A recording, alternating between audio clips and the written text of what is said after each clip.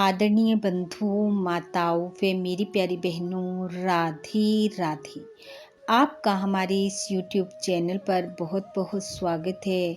बंधुओं, आज हम इस वीडियो में माघ महात्म का चौथा अध्याय सुनेंगे, जिसे सुनने सुनाने से भगवान श्री हरि की कृपा से मनोवांछित फलों की प्राप्ति होती है, पापों का नाश होता है, व मनुष्य अंत समय में स्वर्ग को पाता है। महात्म सुनने के बाद यदि आप हमारे चैनल पर नए हैं तो कृपया हमारे चैनल को सब्सक्राइब करें, बेल आइकन को प्रेस करें ताकि हमारी वीडियो की नोटिफिकेशन सबसे पहले आप तक पहुंचे। वीडियो को शेयर व लाइक भी जरूर करें।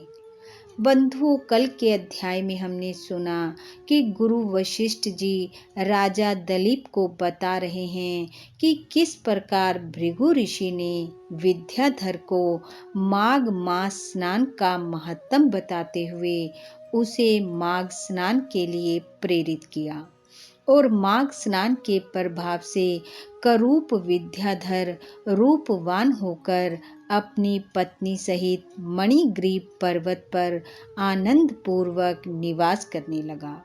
बंधुओं, यहाँ तक की कथा हमने कल के अध्याय में सुनी। आइए अब सुनते हैं आगे की कथा। श्री वशिष्ठ जी कहने लगे कि हे राजन, अब मैं माघ के उस महत्तम को कहता हूँ जो कार्तवीर्य के पूछने पर दत्तात्रेय जी ने कहा था। जिस समय साक्षात भगवान विष्णु के रूप श्री दत्तात्रेय जी सत्य पर्वत पर रहते थे, तब महिष्मति के राजा सहस्त्र अर्जुन ने उनसे पूछा कि हे योगियों में श्रेष्ठ, मैंने सब धर्म सुने, अब आप कृपा करके मुझे माघ मास का महत्तम कहिए। तब दत्तात्रेय जी बोले, जो नारद जी से ब्रह्मा जी ने कहा था वही माघ महत्तम मैं तुमसे कहता हूँ, सुनो। इस कर्म भूमि भारत में जन्म लेकर जिसने माघ स्नान नहीं किया उसका जन्म समझो निष्फल गया। भगवान की प्रसन्नता, पापों के नाश और स्वर्ग की प्राप्ति के लिए मनुष्य को माघ स्नान अवश्य करना चाहिए। यदि यह पुष्ट शुद्ध शरीर माघ स्नान के बिना रह जाए तो इसकी रक्षा करने से क्या लाभ। ऋषि ने कहा, हे राजन, जल में बुलबुले के समान, मक्खी जैसे तुच्छ जंतु के समान यह शरीर माघ स्नान के बिना मरण समान है।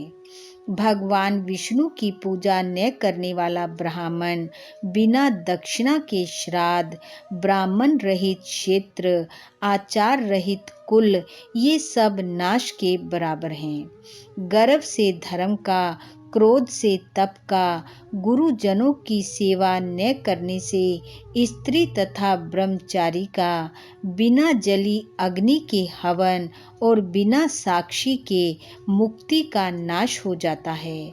उसी तरह माघ स्नान न करने से मनुष्य का नाश होता है। जीविका के लिए कहने वाली कथा अपने ही लिए बनाए हुए भोजन की क्रिया, शूद्र से भिक्षा लेकर किया हुआ यज्ञ तथा कंजूस से धन, यह सब नाश के कारण है। बिना अभ्यास और आलस्य वाली विद्या, असत्य वाणी, विरोध करने वाला राजा, जीविका के लिए तीर्थ यात्रा, जीविका के लिए व्रत, संदेह युक्त मंत्र का जप, व्यग्रचित होकर जप करना, वेद ना जानने वाले को दान देना, संसार में नास्तिक मत ग्रहण करना, श्रद्धा बिना धार्मिक क्रिया करना, यह सब व्यर्थ है। और जिस तरह दरिद्री का जीना व्यर्थ है, उसी तरह माघ स्नान के बिना मनुष्य का जीवन व्यर्थ है। ऋषि ने कहा, हे राजन, ब्रह्मघाती, सोना चुराने वाला, मदिरा पीने वाला, गुरु पत्नी गामी, इन चारों की संगति करने वाला माघ स्नान से पवित्र हो जाता है। जल कहता है कि जो सूर्य उदय से पहले माघ माह में मुझ में स्नान करता है, मैं उसके बड़े से बड़े पापों को नष्ट कर देता हूँ। महापाप भी माघ स्नान करने से भस्म हो जाते हैं। माघ मास के स्नान का जब समय आता है तो सब पाप अपने नाश के भय से कांपने लगते हैं। जैसे मेघों से मुक्त होकर चंद्रमा प्रकाश करता है, वैसे ही श्रेष्ठ मनुष्य माघ मास में स्नान करके प्रकाशवान होते हैं।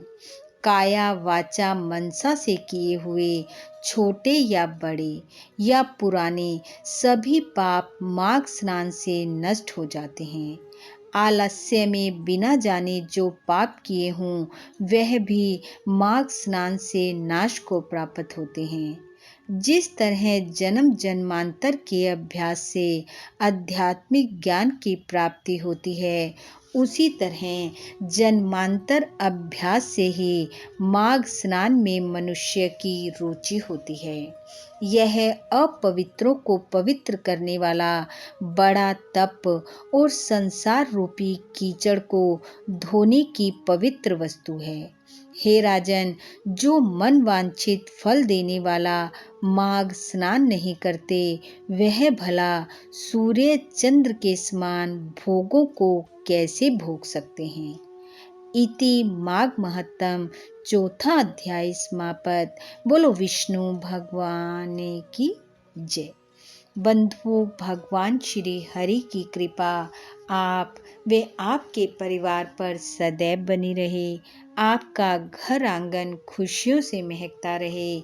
इन्हीं शुभकामनाओं के साथ आप सबका बहुत बहुत धन्यवाद। राधे राधे।